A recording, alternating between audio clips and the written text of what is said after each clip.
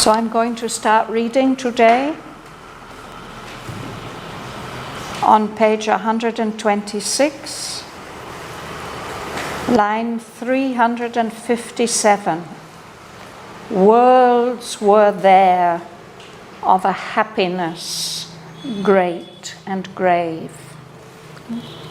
So this is part of quite a long section in which Sri Aurobindo describes worlds of griefless life. Asvapati is being shown worlds very different from our own, where there is no grief and pain and suffering.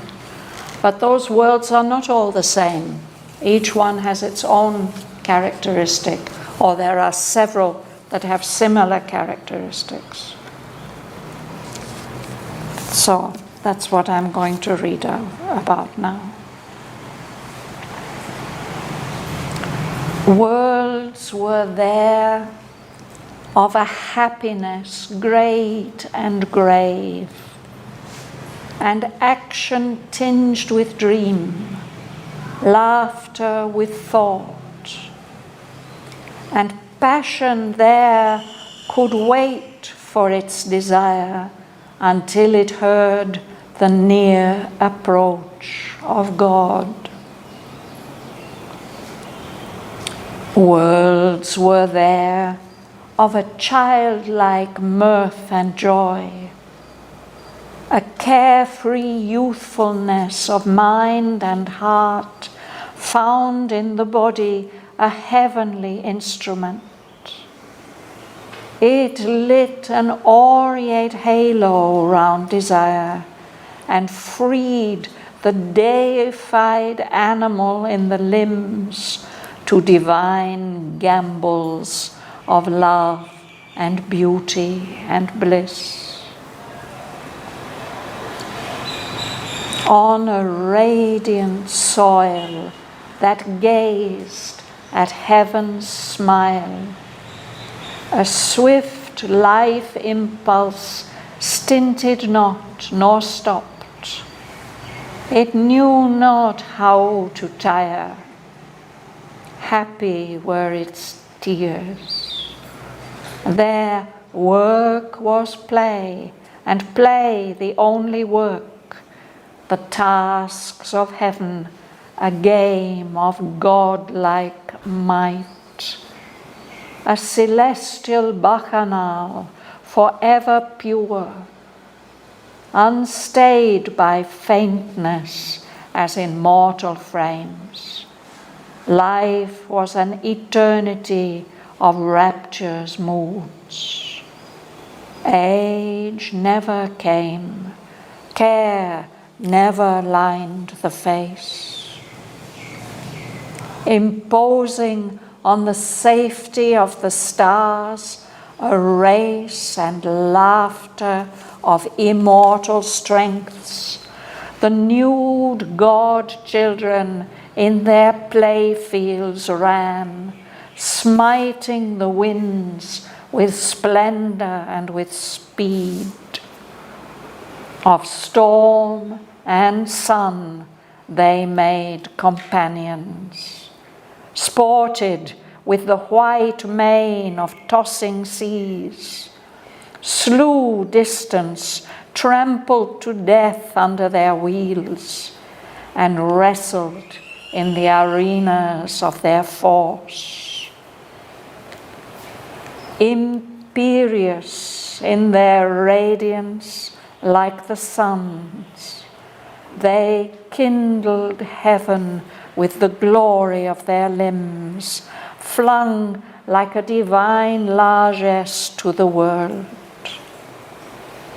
A spell to force the heart to stark delight, they carried the pride and mastery of their charm as if life's banner on the roads of space. Ideas were luminous comrades of the soul. Mind played with speech, cast javelins of thought, but needed not these instruments toil to know. Knowledge was nature's pastime like the rest. Investitured with the fresh heart's bright ray, an early God instinct's child inheritors, tenants of the perpetuity of time, still thrilling with the first creation's bliss, they steeped existence in their youth of soul. An exquisite and vehement tyranny, the strong compulsion of their will to joy, poured smiling streams of happiness through the world.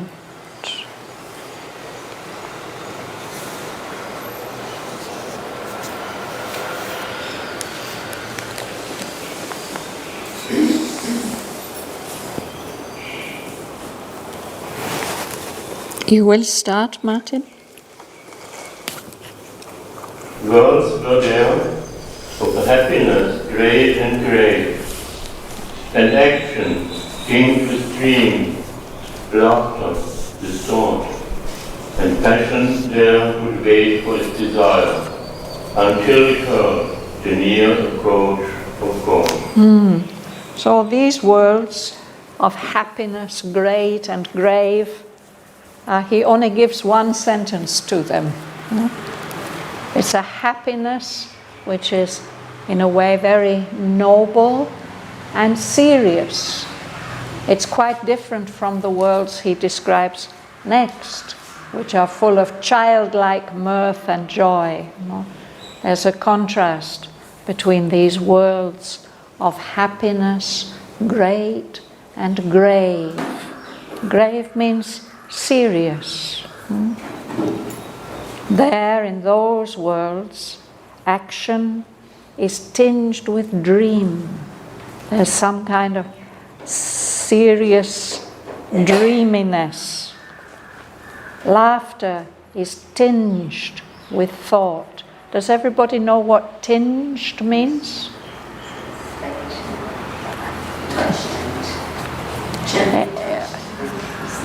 It's more than that.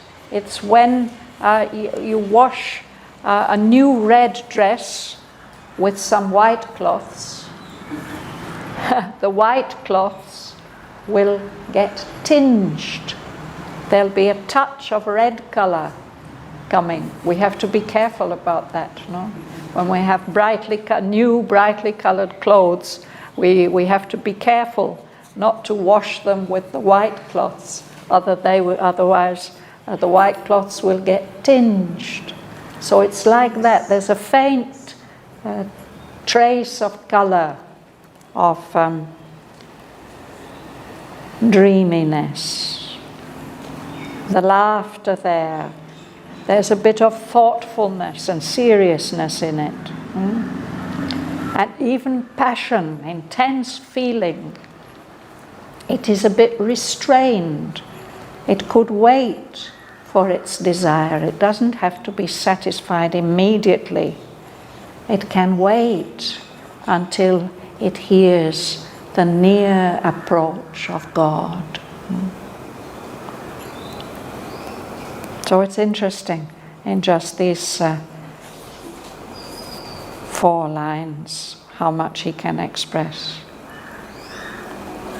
Then he goes on to these other worlds. Bhuvana.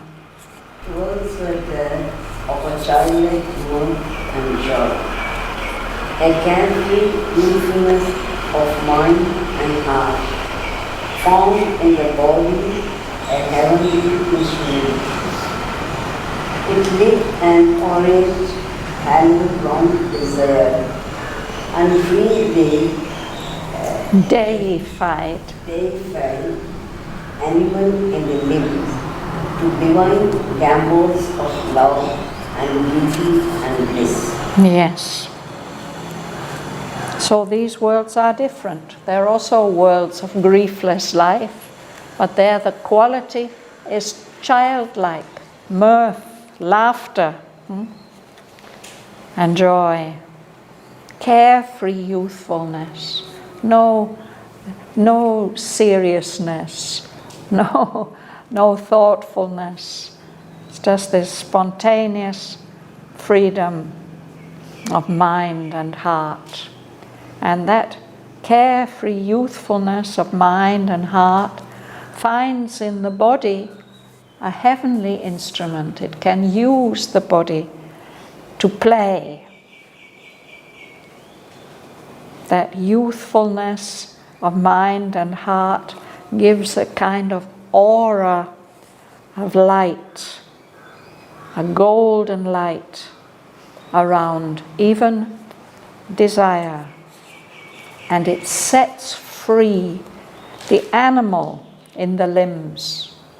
Our bodies are the most animal part of us, no? But in this world, these worlds, the animal that's there in the body gets deified, divinized by this youthfulness. Yeah? So the body becomes youthful and gambols. We have this word gambol. It's what young animals do. If you see young goats or young rabbits or young kittens, they frisk and they play. That way they have of exercising their bodies. It's not conscious at all. It's just the body itself is experiencing delight. So it's something like that. The deified animal in the limbs, the animal nature that's there in the body gets divinized and gives this golden glow to everything and frees the body to express itself in that joyful way of young animals. I'm sorry, dear, I've forgotten your name. Philomena. How could I forget? I'm so sorry. Will you read, please? Yeah.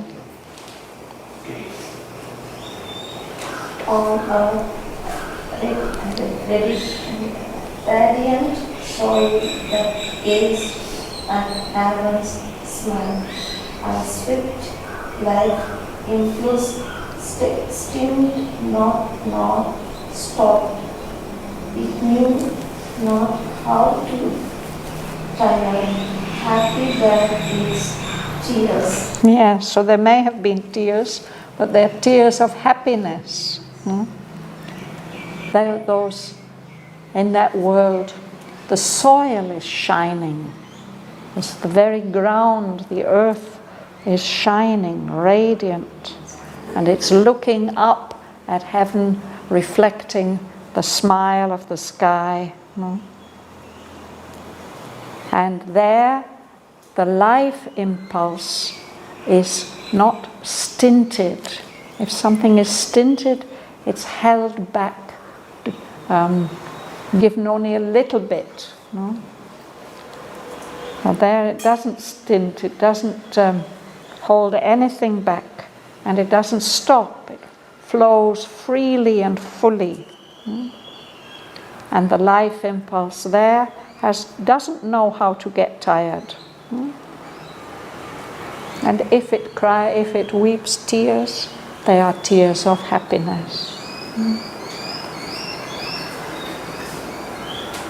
This also belongs to the words of griefless. Sorry? These are also belong to the griefless words? Yes, everything that we're reading in this section now, up to page 128, these are all different kinds of griefless worlds. Yes?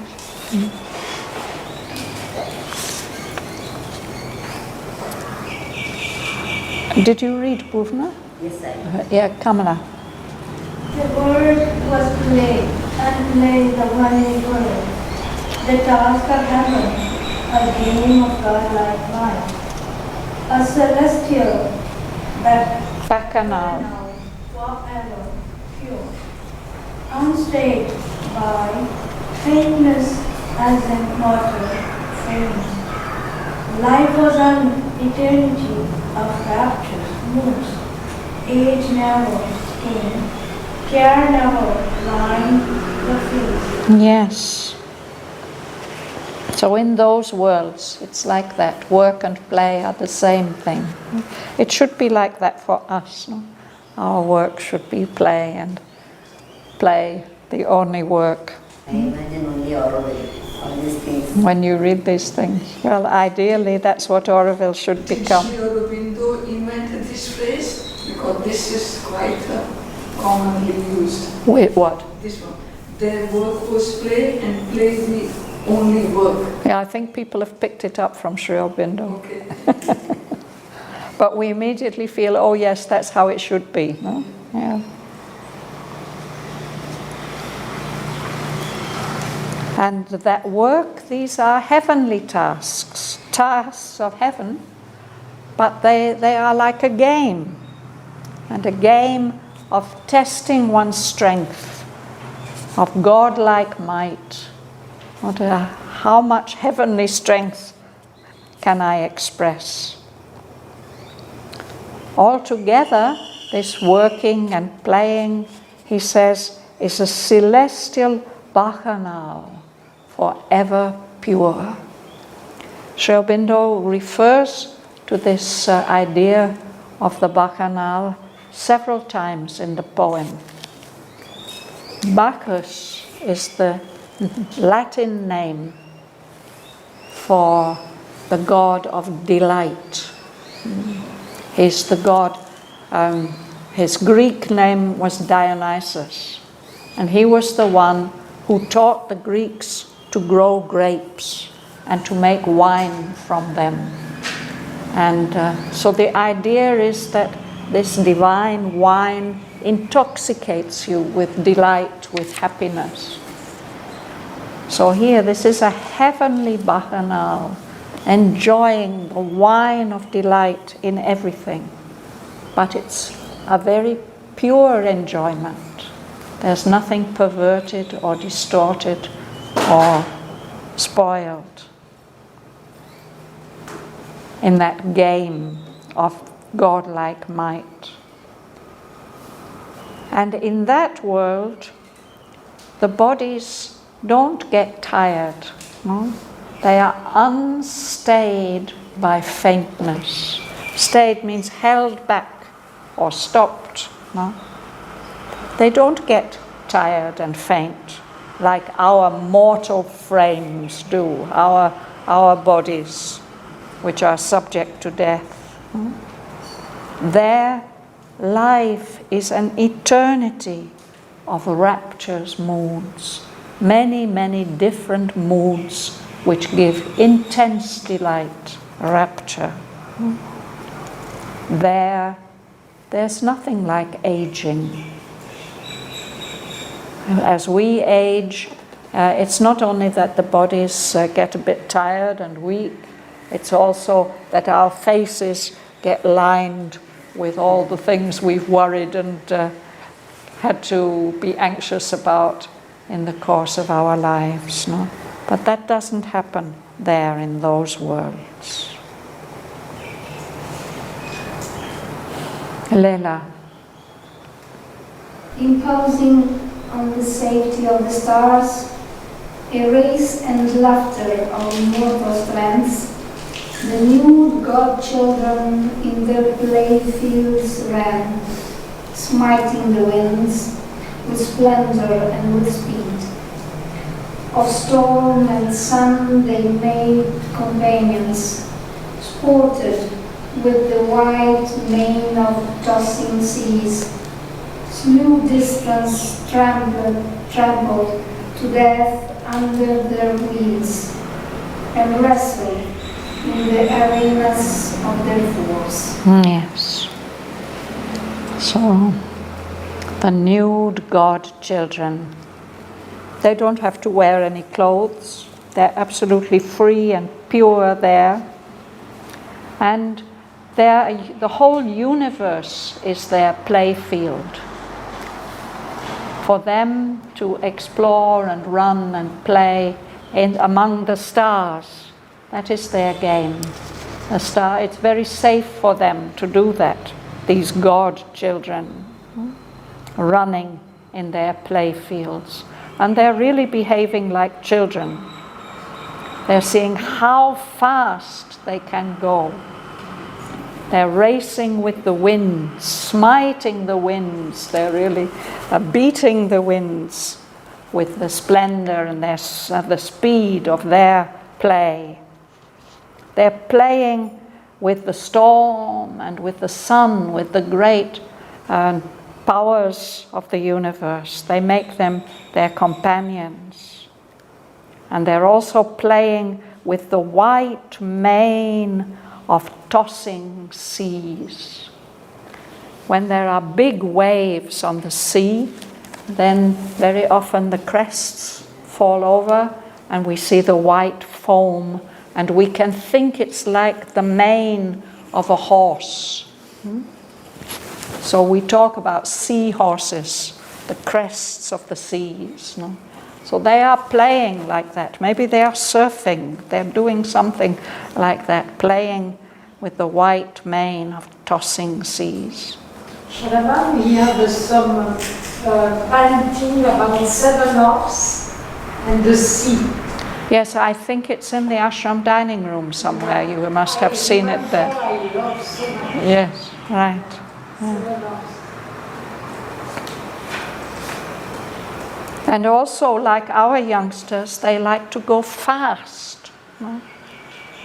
They're killing distance, trampled to death under their wheels. So this word trampled, it again makes us think about horses. They don't have motorbikes and engines. They have these horses who are pulling their chariots. And also they play in trials of strength between themselves, wrestling. Who is the strongest? In the arenas of their force. So there are special areas set aside for that, for the wrestling, where they can see who is strongest.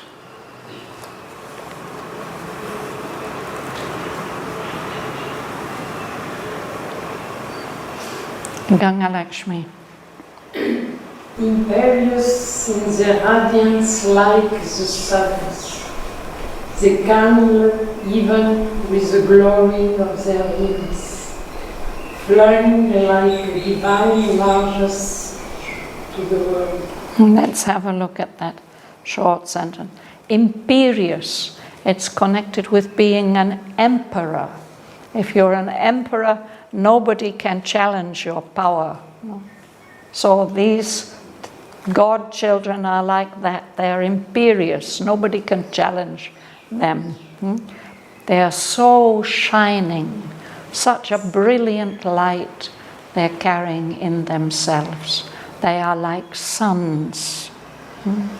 And it's as if they're lighting up heaven. To kindle means to start a fire. With the glory of their limbs. Excuse me. Their bodies are so shining and radiant. And that radiance, it's as like an emperor throwing gifts to his people. Largesse. It's when a ruler distributes gifts to the people. Largesse. He throws gold coins into the crowds. So the beauty of their bodies, this light that they spread, it's as if they're throwing gifts to the whole world.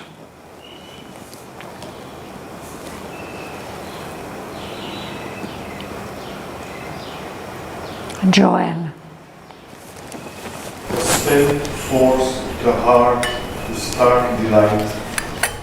They carry to pride and mastery of their charm, as if life's banner on the wings of space.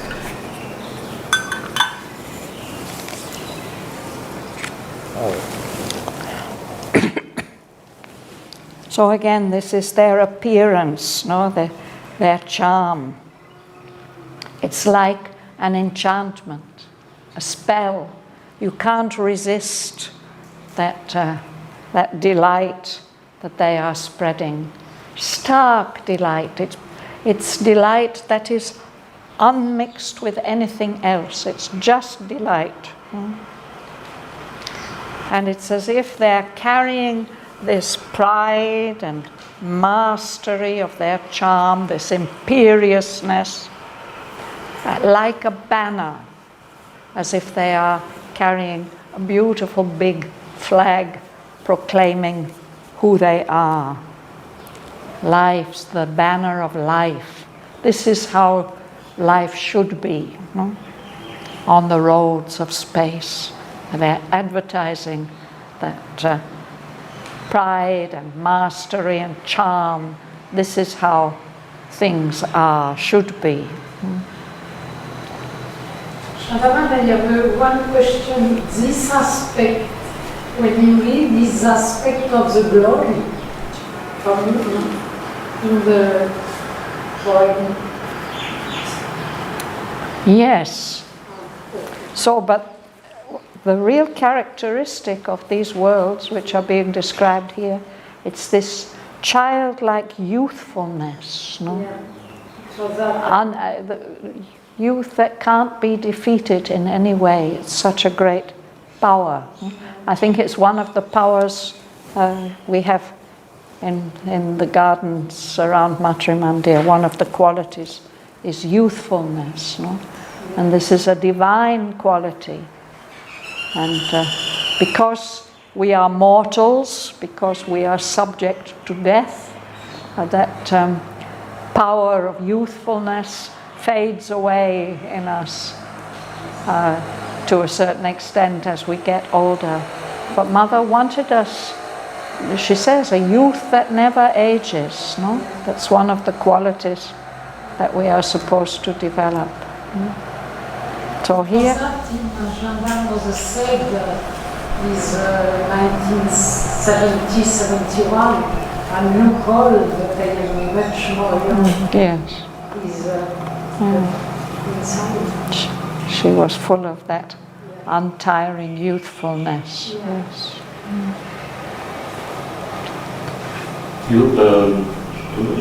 Mother said once, when she was very old, then she was complaining to the Divine why this body is so fragile, why it is so weak. And then she heard the Divine voice, see how you are. So that means the youth that really ages, that never ages, it is actually not a physical body, it is the real inner body, the divine body. Yes. And one has to see that, not the outer one. Yes, and that's why, even as we age, now I'm in my mid-70s, we can still feel very youthful inside. Exactly. But the body has increasingly difficulties to keep up with that. No? That's the untransformed body. No? The divinized body doesn't have this problem, or will not have this problem. The difference between the inner being and its outer expression. Was this felt by Bhagavan? Sorry? Was this felt by Sri Aurobindo, the waiting wound like this? Well, of course, his physical body suffered a lot of ailments in the last 10 years of his life. First there was the accident, yeah, and then his eyesight started to go, and he had other physical problems. He had to receive very unpleasant medical treatment, towards the end. And finally, obviously, he decided that he will allow these forces of illness to act on his body, and he will voluntarily go into this state of death in order to prepare some great conquest. But he did that deliberately, and had the people around him, they couldn't understand. They said, so many times you've cured yourself of all kinds of things. Why aren't you doing it now? And she said, and he said, can't tell you, you wouldn't understand.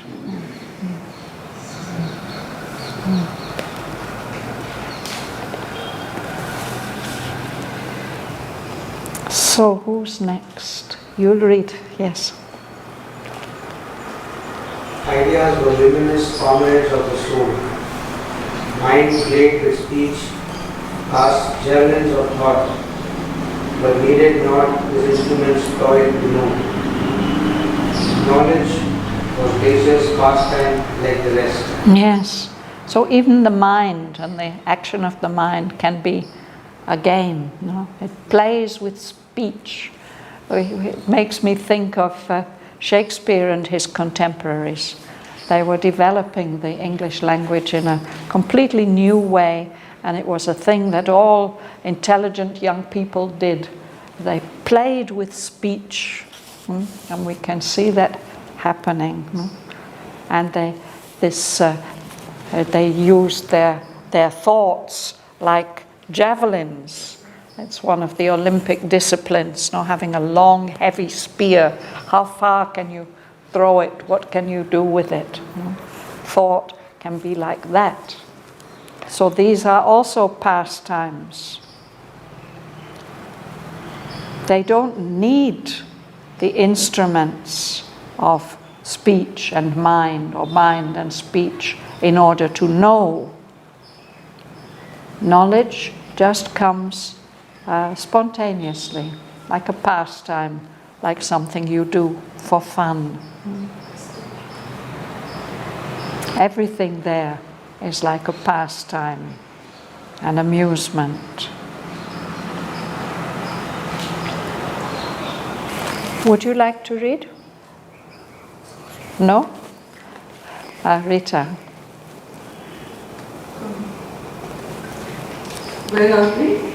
Knowledge was nature's pastime like the rest. The next line, investitude. Investitude with the fresh heart's bright ray and early God instincts, child inheritors, tenants of the perpetuity of time, still thrilling with the first creation's bliss. They steeped existence in their youth of soul. So this is still the nude godchildren that he's speaking about, no? They are investitured.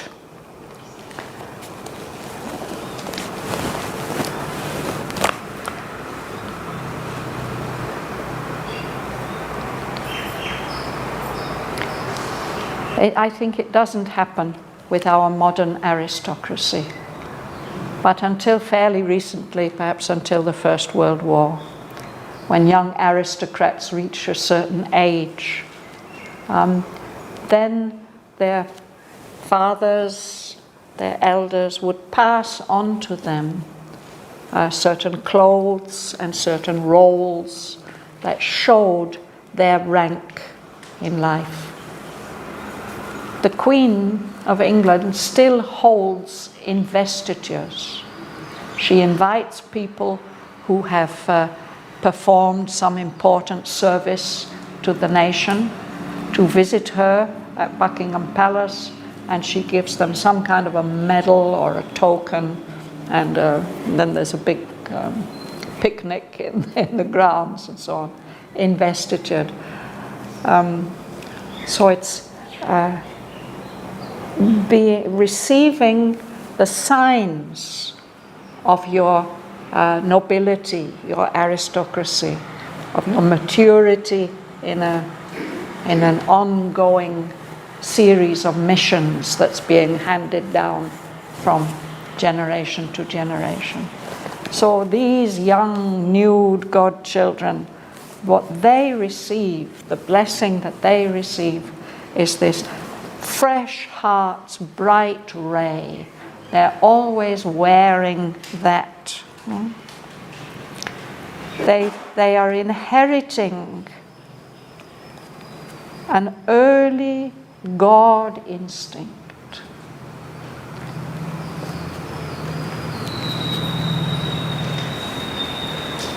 As if it's something that has been there from the beginning of creation, this instinct of divinity. Tenets of the perpetuity of time.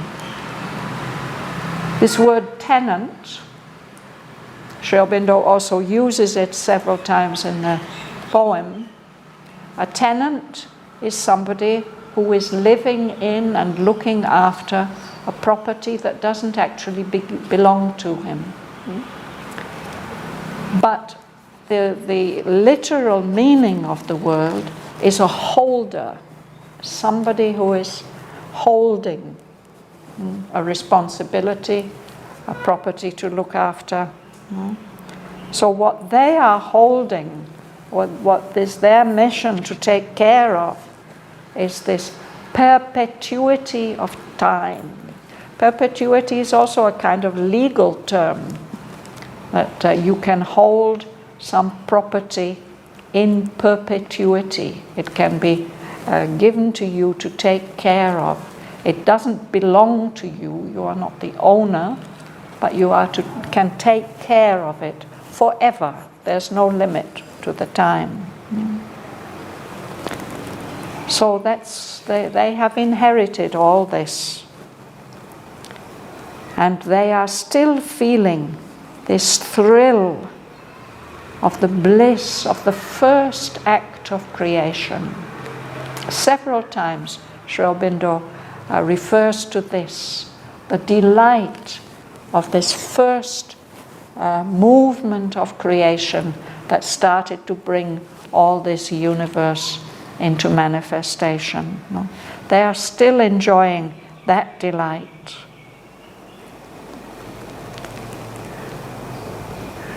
So the effect that they have on the world around them is like soaking everything that exists around them in their youth of soul, steeping. When we make tea, we put some leaves and pour hot water, and we steep them for a certain time, and then the essence, the goodness that's in the leaves comes into the water. Or if we are dyeing cloth, we will put the color in the water, and then we'll put the plain cloth into that liquid, and it will take all the color. So here what it is, it's like they're giving a bath in which all existence can absorb, soak in that youthfulness of soul, which is their characteristic.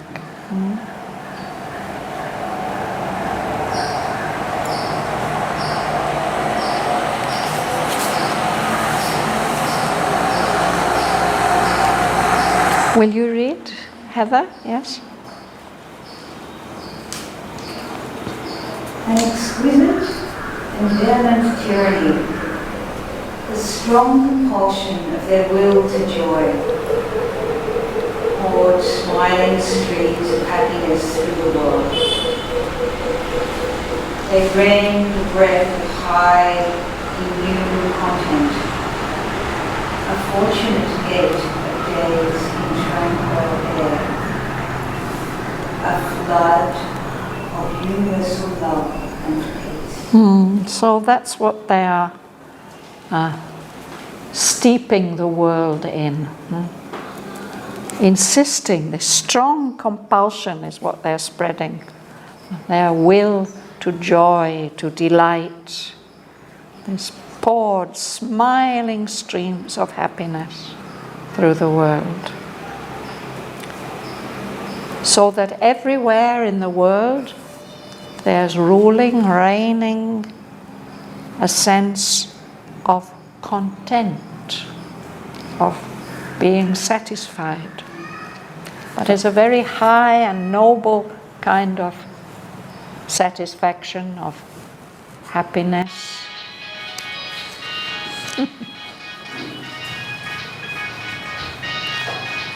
And it's immune. It doesn't get disturbed. It can't be disturbed or violated.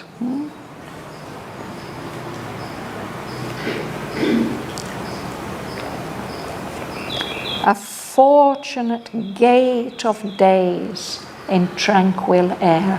We had this word gate last week, I think, no? The week before. Gate, it's the way that you walk. And there, I think it was a regal gait, that people who are rulers, they have a special way of walking. People who are very fortunate, who are blessed, who are happy and high and immune, they also have this way of walking. But here it is the days. The days are like steps in tranquil air. There's no disturbance, no storms and upsets. All this is dominated by a flood of universal love and peace. Praveen. The sovereignty of tireless sweetness lit, like a song of pleasure on the lips of tongue. A large spontaneous order freed the will, a sun-frank winging of the soul to bliss, the breadth and greatness of the unfettered act, and the swift fire heart's golden liberty. Sounds so lovely, doesn't it? No?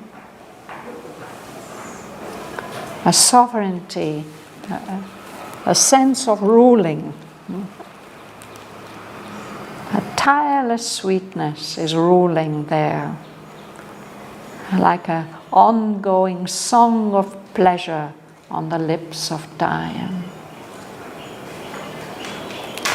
And because there, through all this will to delight and this youthfulness, there's a large, spontaneous order.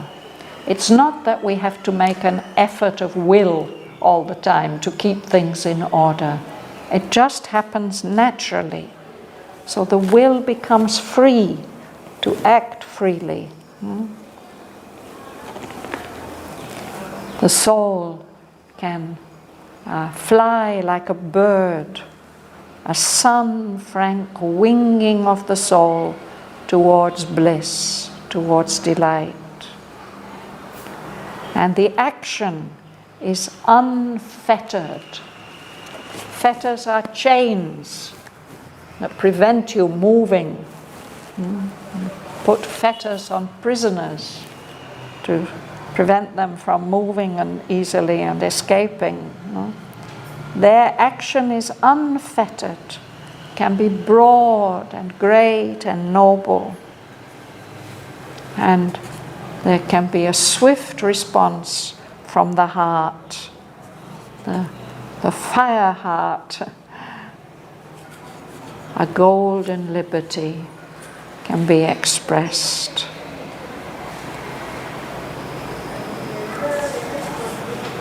Alice. There was no falsehood of soul servants. There came no crookedness of thought or word to rob creation of its native truth. All was sincerity and natural force.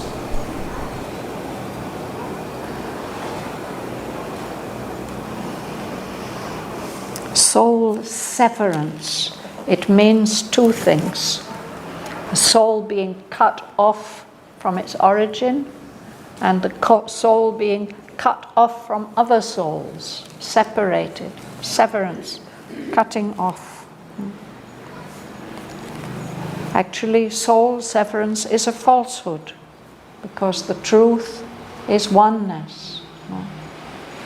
But somehow in our material world, everything has been cut up into little bits, and the work is to recover the oneness.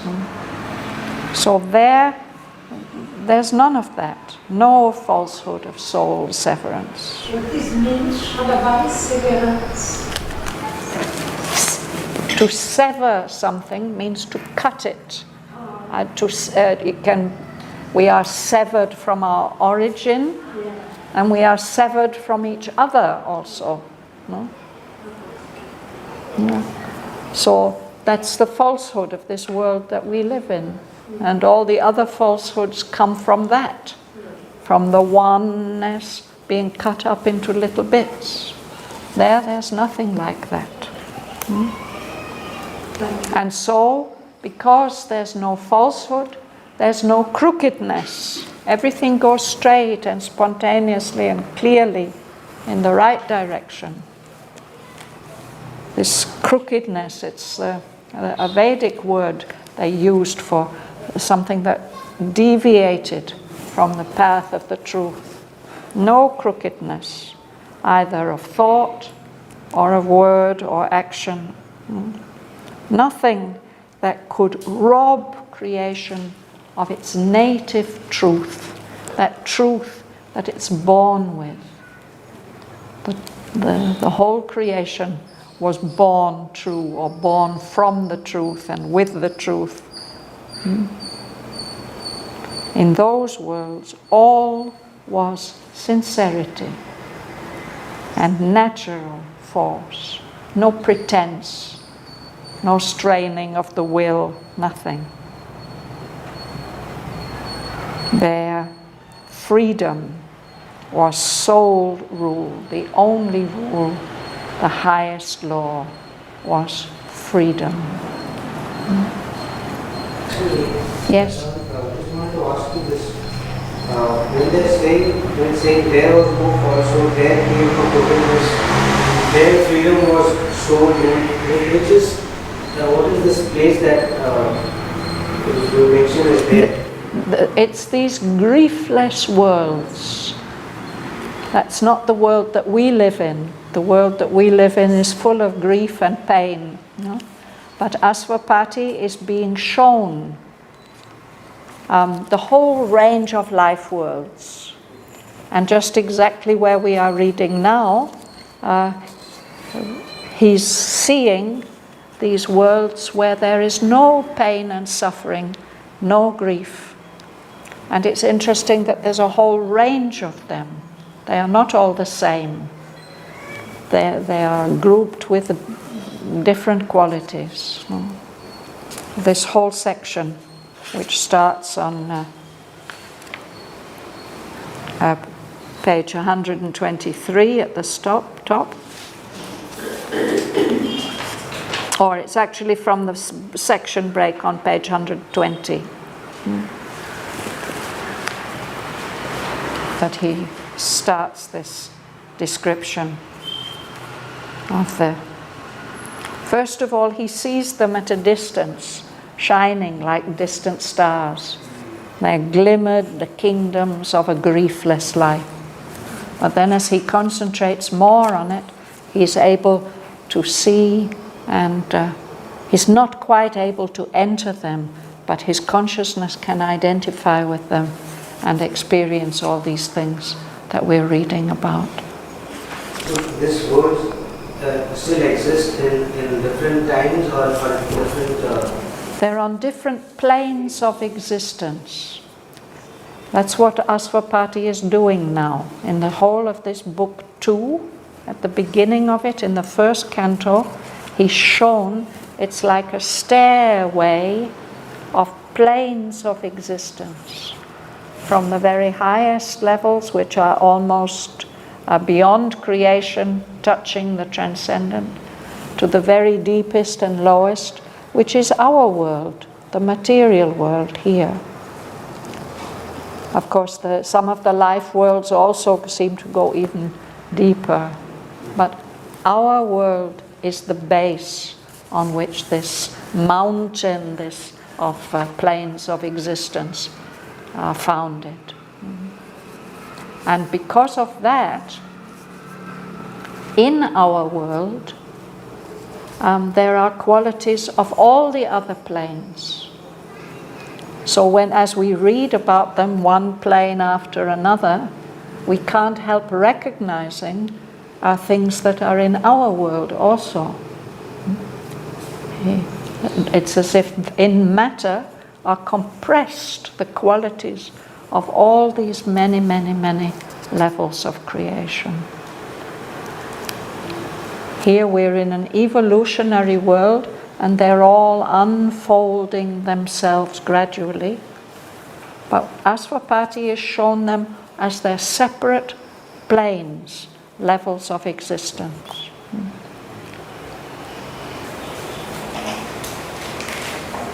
And there's something in us that recognizes that this is the true life. It's not the life that we experience, but there's something in us that feels familiar with this and says, yes, that's how it should be. That's some kind of memory we brought with us when we agreed to take part in this adventure of... I have some vision. It's difficult to express what I have. I tell my God, it's not far. Yeah, that's what he says. It seems far away, but it's very near to our hearts, to the longing heart and the senses. The senses, the body, they have a memory of this way things should be, really.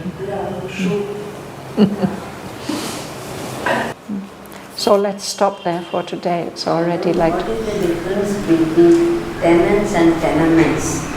A tenement, well, tenants live in tenements. A tenement is a big house with many small apartments or rooms where tenants can live temporarily. Yes.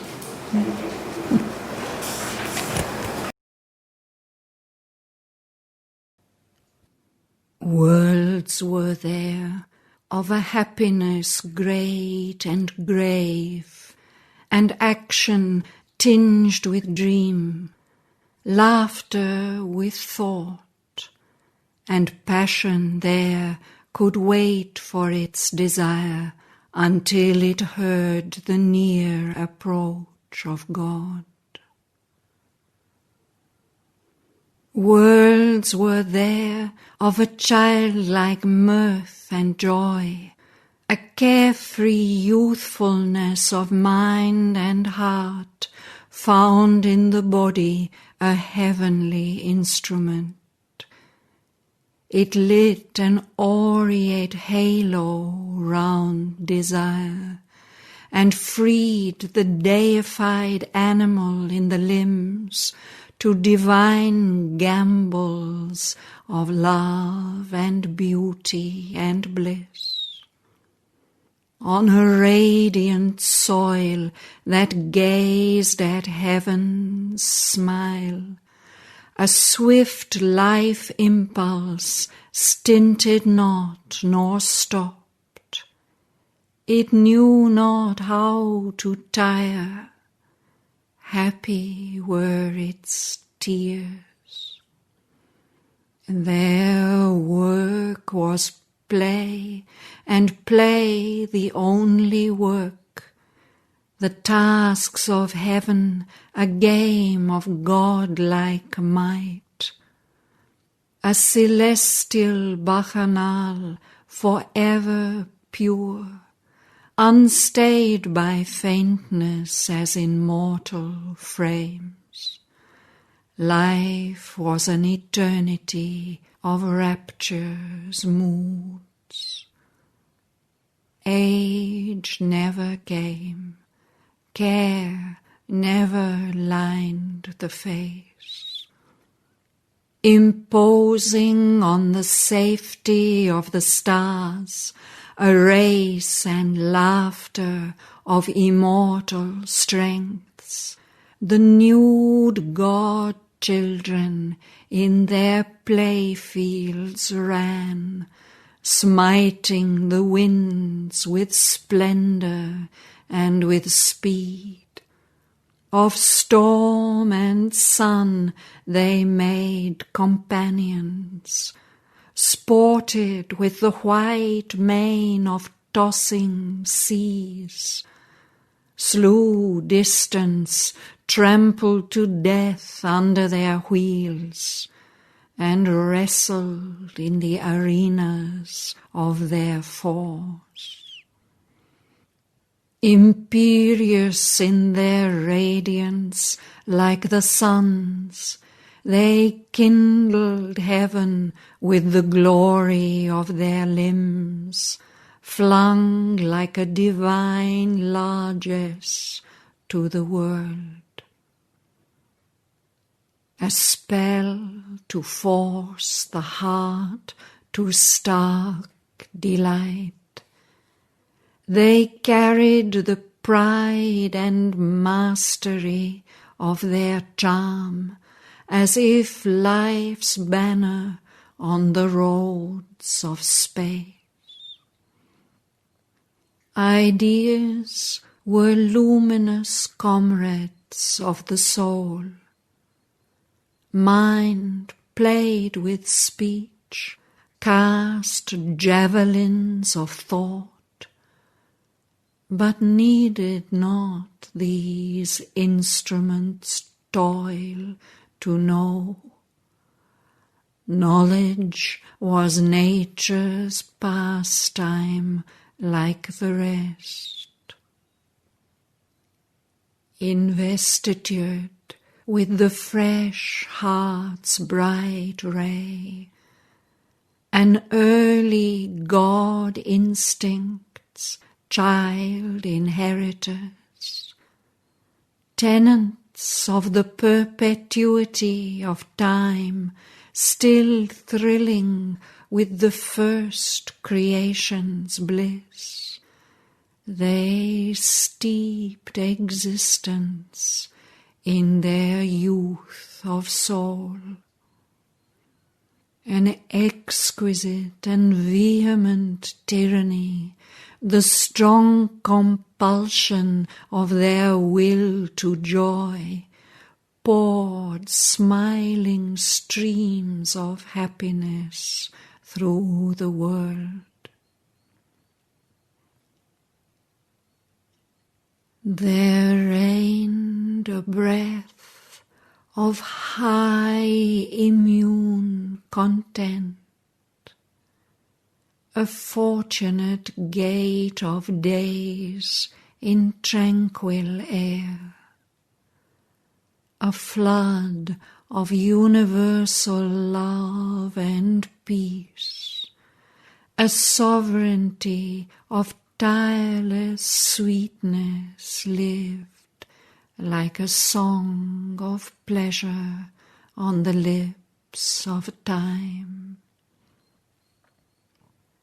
A large spontaneous order freed the will, a sun-frank winging of the soul to bliss, the breadth and greatness of the unfettered act, and the swift fire heart's golden liberty. There was no falsehood of soul severance. There came no crookedness of thought or word to rob creation of its native truth. All was sincerity and natural force. There freedom was sole rule and highest law.